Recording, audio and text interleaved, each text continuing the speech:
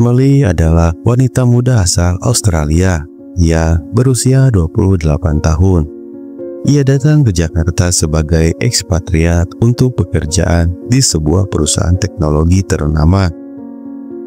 Emily dikenal di lingkungan kantornya sebagai sosok yang pintar, penuh percaya diri, tapi juga sombong dan angkuh. Ia kerap memandang rendah budaya dan tradisi lokal, khususnya Islam, agama mayoritas di Indonesia.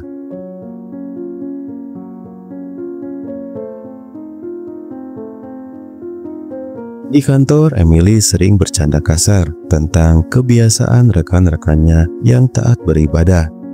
Ia merasa dirinya lebih maju dan modern. Di luar kantor, Emily menjalani gaya hidup mewah, acuh tak acuh dengan sekitar, dan sulit menerima kritikan. Jakarta yang ramai dan beragam budaya baginya hanya latar belakang yang bisa ia taklukkan. Namun, dalam hatinya ada rasa kosong yang tak bisa ia jelaskan. Suatu hari saat menghadiri acara kantor, Emily bercanda dengan pakaian hijab seorang kolega perempuan bernama Sari. "Kenapa masih pakai itu? Kan Indonesia sudah maju, jangan terlalu kolot," ujarnya di depan teman-teman. Sari yang dikenal taat dan baik hati hanya tersenyum, tapi ada rasa sakit di matanya. Di malam harinya, Emily mulai merasakan sesuatu yang aneh. Barang-barang pribadinya mulai hilang dan ditemukan di tempat yang tidak masuk akal, seperti tas yang semula ada di meja kerja, tiba-tiba muncul di kamar mandi. Ia juga mengalami mimpi buruk yang berulang, sosok gelap dan suara yang menuntunnya berubah. Rasa takut dan gelisah mulai menggerogoti hati Emily, tapi ia tetap menutup diri dan bersikap dingin pada orang lain. Kejadian aneh semakin sering terjadi. Suara langkah kaki di malam hari, bayangan samar di sudut ruangan, dan sensasi seperti diawasi terus-menerus membuat Emily resah. Ia berusaha mencari bantuan, pergi ke dokter, psikolog, bahkan dukun. Namun, semua usaha itu sia-sia. Keanehan itu tetap ada, membuatnya semakin putus asa. Di tengah kebingungan, Sari yang selalu sabar mulai mendekati Emily dengan perlahan.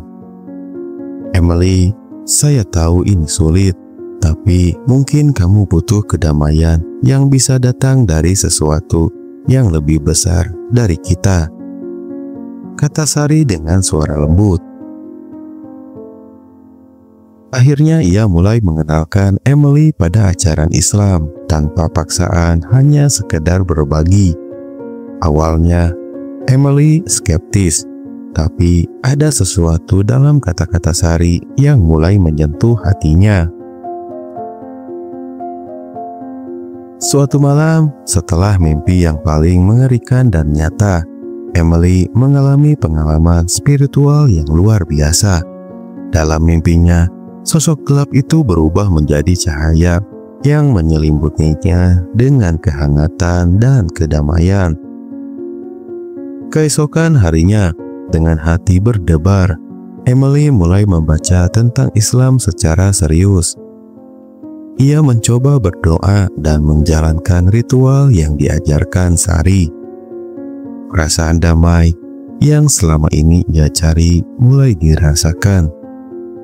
Sesuatu yang tidak pernah ia dapatkan dari kemewahan dan kesombongannya. Namun, keputusan Emily untuk berubah ini tidak mudah. Teman-teman di kantor dan keluarganya menolak dan menganggap wanita yang aneh. "Kamu berubah jadi aneh, Emily," kata salah satu teman dekatnya. Meski begitu, Emily sudah yakin bahwa jalan ini adalah yang terbaik untuknya. Dengan waktu, Emily mulai menyesuaikan diri dengan hidup barunya sebagai seorang muslimah. Ia belajar memakai hijab, berpuasa, dan menjalankan ibadah lainnya dengan tekun. Lingkungan muslim di sekitar kantor dan komunitasnya mulai menerimanya dengan hangat. Bahkan Sari menjadi sahabat dekat yang selalu mendukungnya. Meski ada tantangan dan penolakan, Emily menemukan kedamaian dan kebahagiaan yang sejati yang telah lama hilang dari hidupnya. Sikapnya yang dulu sombong berubah menjadi rendah hati dan penuh kasih. Emily akhirnya menceritakan kisah hidupnya yang penuh liku kepada orang-orang di sekitarnya. Dari wanita sombong yang meremehkan, kini ia menjadi pribadi yang lebih bijak dan penuh cinta. Cerita Emily menginspirasi banyak orang untuk membuka hati dan pikiran terhadap keberagaman serta pentingnya kerendahan hati. Ia membuktikan bahwa perubahan itu mungkin bahkan dari pengalaman yang paling tidak terduga sekalipun. Dengan keyakinan dan iman yang kuat, Emily melangkah ke masa depan dengan penuh harapan dan kedamaian yang abadi. Terima kasih sudah menonton video ini. Semoga kita selalu diberikan kesehatan dan perlindungan oleh Allah Subhanahu wa Ta'ala. Semoga kisah ini dapat menginspirasi kita semua.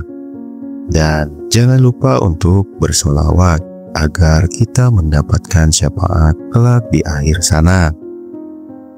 Assalamualaikum warahmatullahi wabarakatuh.